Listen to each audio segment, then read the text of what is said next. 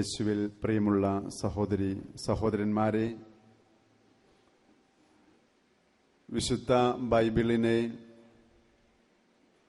ആഴത്തിൽ പഠിക്കുകയും ബൈബിൾ ധ്യാനിക്കുകയും ബൈബിളിനെ കുറിച്ച് എഴുതുകയും ചെയ്ത മലയാളത്തിലെ പ്രസിദ്ധനായ സാഹിത്യകാരനാണ് അന്തരിച്ച ശ്രീ KP അപ്പൻ എന്ന വിമർശന സാഹിത്യകാരൻ. 2006 ഏറ്റവും നല്ല മലയാള പുസ്തകത്തിനുള്ള അവാർഡ് ലഭിച്ചത് ശ്രീ KP അപ്പൻ എഴുതിയ മധുരം നിന്റെ ജീവിതം എന്ന അദ്ദേഹത്തിന്റെ പുസ്തകത്തിനാണ്. മധുരം നിന്റെ ജീവിതം എന്ന് അദ്ദേഹം എഴുതിയ ആ പുസ്തകം അത് പരിശുദ്ധ മാതാവിനെ കുറിച്ചുള്ള ഒരു പുസ്തകമാണ്. മറിയ വിജ്ഞാനീയ ഗ്രന്ഥ ശാഖയിൽപ്പെടുന്ന ആ പുസ്തകത്തിന്റെ ആദ്യ താളുകളിൽ പരിശുദ്ധ അമ്മയുടെ മനോഹരമായ വാഗ്മയ ചിത്രങ്ങൾ അദ്ദേഹം എഴുതി അവതരിപ്പിക്കുന്നുണ്ട്. മറിയം, അവൾ ഡിസംബറിലെ മഞ്ഞുതുള്ളി പോലെ മനോഹരി. മറിയം, ഒരു ദലം പോലും കൊഴിയാത്ത റോസാപ്പൂ പോലെ നിത്യകന്യക. മറിയം, അവൾ കണ്ണുകളിൽ 7 മഴവില്ലിന്റെ അഴകുള്ളവൾ എന്നെല്ലാം എഴുതി അദ്ദേഹം വായനക്കാരനെ മറിയത്തിന്റെ സൗന്ദര്യത്തിലേക്കും മറിയത്തിന്റെ വിശുദ്ധിയിലേക്കും കൂട്ടിക്കൊണ്ടുപോയി. താളുകൾ ഒന്നൊന്നായി മുന്നോട്ട് നീങ്ങുമ്പോൾ എഴുത്തുകാരനെ ഒരു സംശയം പിടികൂടുകയാണ്. സംശയം ഇതാണ്: അമ്മേ പരിശുദ്ധ കന്യകാമറിയമേ, അമ്മയുടെ ജീവിതത്തിന്റെ ഏത് പ്രത്യേക മുഹൂർത്തത്തെ നോക്കി പാർത്തുകൊണ്ടാണ് നിന്റെ ജീവിതം മധുരിതമെന്ന് പറയാൻ സാധിക്കുന്നത്? പരിശുദ്ധ അമ്മയുടെ ജീവിതം പരിശോധിക്കുമ്പോൾ ജീവിതം അവൾക്ക് വച്ചു നീട്ടിയത് മുഴുവനും കയ്പ് നിറഞ്ഞ അനുഭവങ്ങളായിരുന്നു, സങ്കടത്തിന്റെ നിമിഷങ്ങളായിരുന്നു, കരയാൻ മാത്രം അനുവദിക്കപ്പെട്ട ദിവസങ്ങളായിരുന്നു അവളുടെ ജീവിതം മുഴുവനും. ഇതാ പരിശുദ്ധ അമ്മയുടെ ജീവിതത്തിലൂടെ നമ്മൾ കടന്നു പോകുമ്പോൾ ഒരു കുഞ്ഞിനെ താൻ ഗർഭത്തിൽ വഹിക്കുന്നു എന്ന വാർത്ത കേൾക്കുമ്പോൾ ഭാവി ഭർത്താവിനാൽ തെല്ലു നേരത്തേക്കെങ്കിലും സംശയിക്കപ്പെടുന്നതിന്റെ ദുഃഖം പരിശുദ്ധ അമ്മയുടെ ജീവിതത്തിലുണ്ട്. ദൂതന്റെ വാക്കുകേട്ട് യൗസേപ്പ് പിതാവ് പരിശുദ്ധ അമ്മയെ സ്വീകരിക്കുന്നു. അതിനുശേഷം ഈ സർവചരാചരങ്ങളെയും സൃഷ്ടിച്ചു പരിപാലിക്കുന്ന ദൈവമായ പിതാവിന്റെ പൊന്നോമന പുത്രന് ഈ ഭൂമിയിലേക്ക് ജന്മം നൽകാൻ രാത്രിയുടെ യാമങ്ങളിൽ അനേക സത്രങ്ങളുടെ വീടുകളുടെ വാതിലുകളിൽ പോയി മുട്ടിയിട്ടും ഒരു വാതിൽ പോലും അവരുടെ മുമ്പിൽ തുറക്കപ്പെടാതെ ഒരു കാലിത്തൊഴുത്തിന്റെ വൃത്തികേടിലും വിജനതയിലും തന്റെ പൊന്നോമൽ കുഞ്ഞിന് ജന്മം നൽകേണ്ടി വന്ന ഒരു അമ്മയുടെ ദുഃഖം.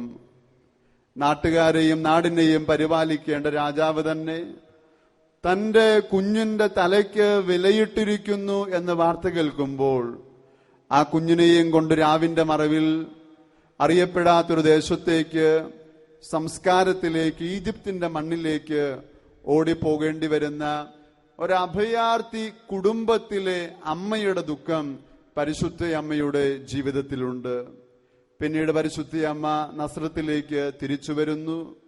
അകാലത്തിൽ യൗസേപ്പ് പിതാവ് തന്റെ പ്രിയപ്പെട്ട ഭർത്താവ് മരിക്കുമ്പോഴുള്ള തീവ്രമായ ദുഃഖത്തിന്റെ അനുഭവം, വിധവയായ അനേക നാളുകൾ ജീവിക്കേണ്ടി വരുന്ന ഒരു സ്ത്രീയുടെ ജീവിത അനുഭവം.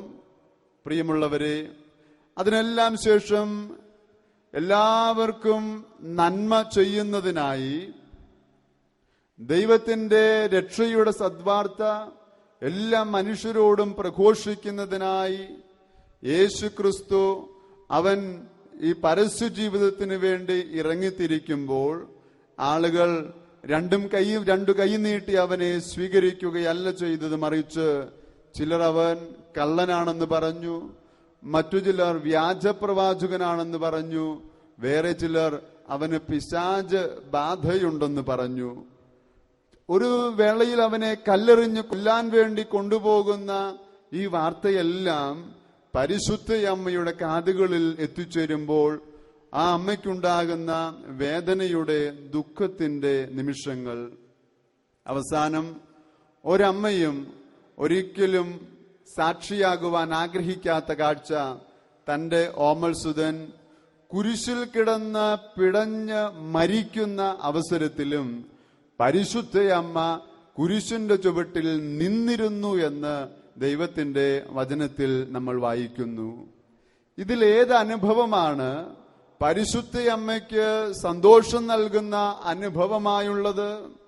ഏത് ജീവിത നിമിഷമാണ് പരിശുദ്ധയമ്മയ്ക്ക് തെല്ലെങ്കിലും ആശ്വാസമോ സ്വസ്ഥതയോ നൽകുന്ന അനുഭവം? പ്രിയമുള്ളവരെ, ഒരു നിമിഷം പോലും അവൾക്ക് സ്വസ്ഥതയോ സുഖമോ സന്തോഷമോ ജീവിതം നൽകുന്നില്ല എന്ന് നമ്മൾ വിചാരിക്കുമ്പോഴും ഇതാ ജീവിതത്തിന്റെ വിവിധങ്ങളായ ദുഃഖങ്ങളിൽപ്പെട്ട് ആകുലതകളിൽ ആശങ്കപ്പെട്ട് പരിശുദ്ധയമ്മയുടെ അടുക്കിലേക്ക് വന്ന് എന്റെ അമ്മേ, എന്റെ ആശ്രയമേ എന്ന സുഹൃത ജപം ഭക്തിയോടെ ചൊല്ലുന്ന അമ്മയുടെ മക്കളെ, ഞങ്ങളെ കാത്തുകൊള്ളണമേ അമ്മേ എന്ന് ഹൃദയം തുറന്ന് വിലപിക്കുന്നവരെ ആശ്വസിപ്പിച്ച് പറഞ്ഞയക്കുന്ന അമ്മയെ, എത്രയും ദയുള്ള മാതാവേ എന്ന കാലാകാലത്തോളം ചൊല്ലിപ്പഠിച്ചു പോന്നിരുന്ന പ്രാർത്ഥന മനസ്സിൽ ഒരു നിമിഷം ഒന്ന് കണ്ണടച്ച് പ്രാർത്ഥിക്കുമ്പോൾ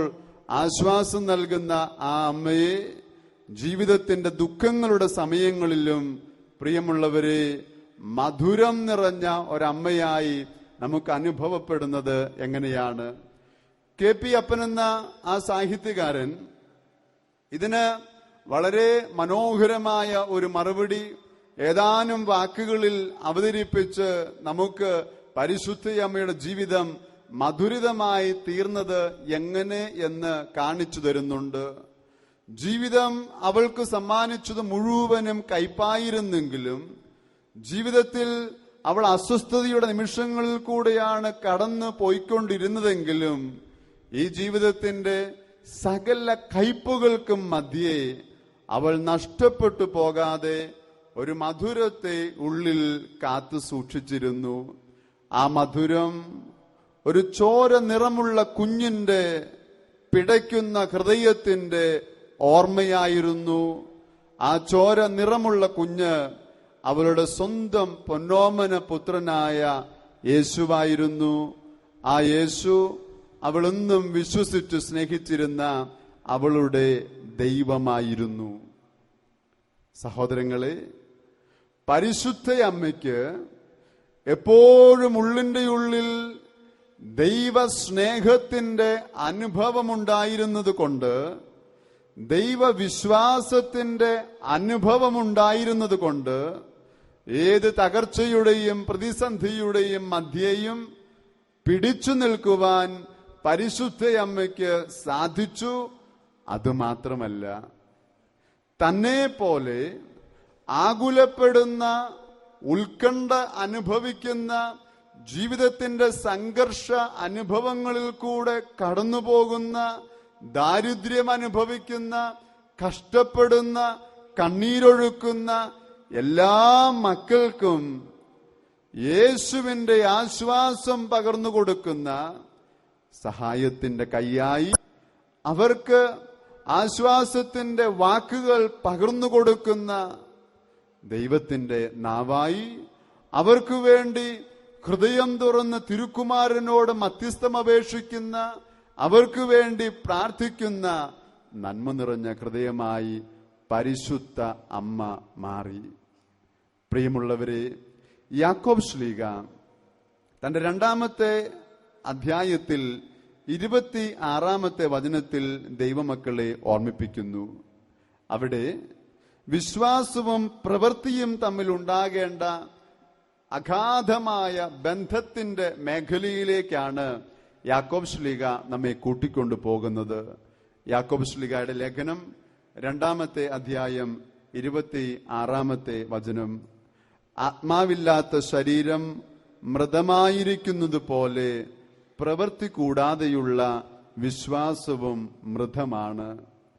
യാക്കോബ് ശ്ലീഹായുടെ 2 അധ്യായത്തിൽ തന്നെ ലേഖനത്തിൽ 14 മുതലുള്ള വചനങ്ങളിൽ നമ്മൾ വായിക്കുന്നു, എന്റെ സഹോദരരെ, വിശ്വാസമുണ്ടെന്ന് പറയുകയും പ്രവൃത്തി ഇല്ലാതിരിക്കുകയും ചെയ്യുന്നതിൽ എന്ത് മേന്മയാണുള്ളത്?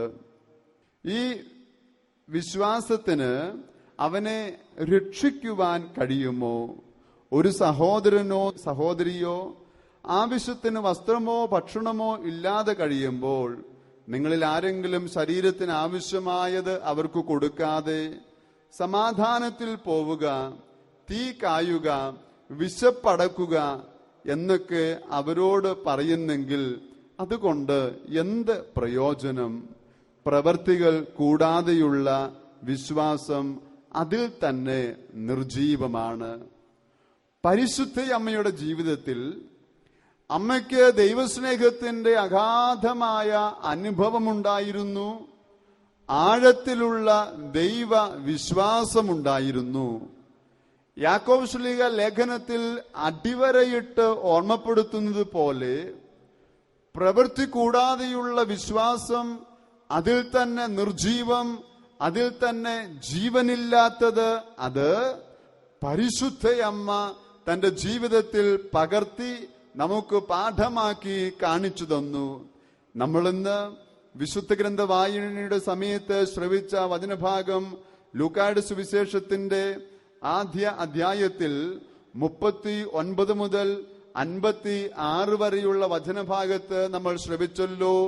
ഇതാ സ്നേഹമായ ദൈവത്തെ യേശുവിനെ, നന്മയായ ദൈവത്തെ യേശുവിനെ ഹൃദയത്തിൽ സ്വീകരിച്ച പരിശുദ്ധയമ്മ ആ സ്നേഹവുമായി ആ നന്മയുമായി തന്റെ വീടിന്റെ 4 ചുമരുകൾക്കുള്ളിൽ ഒതുങ്ങിക്കൂടുകയോ ആ നന്മയും സ്നേഹവും മറ്റുള്ളവർക്ക് പങ്കുവയ്ക്കാതെ പിടിച്ചു വയ്ക്കുകയോ അല്ല ചെയ്യുന്നത്. മറിച്ച് വചനത്തിൽ നമ്മൾ വായിക്കുന്നല്ലോ, അവൾ യൂദയായിലെ മലമ്പ്രദേശത്തുള്ള ഒരു പട്ടണത്തിലേക്ക് തിടുക്കത്തിൽ പുറപ്പെട്ടു. നന്മയായ സ്നേഹമായ ദൈവത്തെ ഹൃദയത്തിൽ സ്വീകരിച്ചു കഴിയുന്ന ഒരു മനുഷ്യന് ആ നന്മയും സ്നേഹവും പങ്കുവെച്ചു കൊടുക്കുവാനുള്ള തിടുക്കം അനുഭവപ്പെടണം. അതിലാണ് യേശു വിശ്വാസം പ്രവൃത്തിയുടെ തലത്തിലേക്ക് ചാലുകീറി അനുഗ്രഹമായി മാറുന്നത്. അവിടെ ചെന്ന് 6 മാസം ഗർഭിണിയായ തന്റെ ഇളയമ്മയെ എലിസബത്തിനെ ശുശ്രൂഷിച്ച് 3 മാസക്കാലം അവൾക്ക് ശുശ്രൂഷ ചെയ്തതിന് ശേഷമാണ്, നന്മ ചെയ്തതിന് ശേഷമാണ്, പരോപകാര പ്രവൃത്തി ചെയ്തതിന് ശേഷമാണ് പരിശുദ്ധയമ്മ അവിടെ നിന്ന് മടങ്ങി സ്വന്തം വീട്ടിലേക്ക്, നാട്ടിലേക്ക് പോകുന്നത്. സഹോദരങ്ങളെ, പരിശുദ്ധയമ്മ വിശ്വാസം ജീവിതത്തിലേക്ക് എങ്ങനെ കൈകൾ നീട്ടണം, എങ്ങനെ നന്മയായി മാറണം, എങ്ങനെ ഒഴുകി പടരണമെന്നതിന്റെ മാതൃക നമുക്ക് കാണിച്ചു തരികയാണ്. യോഹന്നാന്റെ സുവിശേഷത്തിന്റെ 2 അധ്യായം 1 മുതൽ 12 വരെയുള്ള വചനഭാഗങ്ങളിൽ കാനായിലെ കല്യാണ വിരുന്നിൽ വീഞ്ഞ് തീർന്നു പോകുമ്പോൾ, പ്രിയമുള്ളവരെ, പരിഹാസത്തിന്റെ വാക്കുകൾ പറയാതെ മറ്റുള്ളവരോട് അവരുടെ കുറവുകളും ഇല്ലായ്മകളും പറഞ്ഞ് അത് പരിഹാസം കാതോട് കാതോട് പകർന്ന് അവരെ അപമാനത്തിലേക്ക് തള്ളിവിടാതെ പരിശുദ്ധയമ്മ ആ വാർത്ത കേൾക്കുമ്പോൾ അവരന്റെ ദുഃഖം, അവന്റെ ഇല്ലായ്മയിലുള്ള സങ്കടം തന്റെ തന്നെ സങ്കടമായി ദുഃഖമായി പകർത്തി ആരോടും അതൊരു പരിഹാസസ്വരത്തിൽ പങ്കുവെക്കാതെ തന്റെ കുഞ്ഞിന്റെ അടുക്കിലേക്ക് ചെന്ന് ദൈവപുത്രനായ യേശുവിനോട്, അവളുടെ പൊന്നോമ്മൽ പുത്രനോട് പറയുകയാണ്, മകനെ, അവർക്ക് വീഞ്ഞില്ല. സഹോദരങ്ങളെ, നസ്രത്തിലെ തിരുക്കുടുംബം വളരെ കഷ്ടപ്പെട്ട് വളരെ ഇല്ലായ്മയിൽ ജീവിച്ച ഒരു കുടുംബമായിരുന്നു. അവർക്ക് നിരവധിയായ സാമ്പത്തിക ബുദ്ധിമുട്ടുകൾ ഉണ്ടായിരിക്കുവാനുള്ള സാധ്യതയുണ്ട്.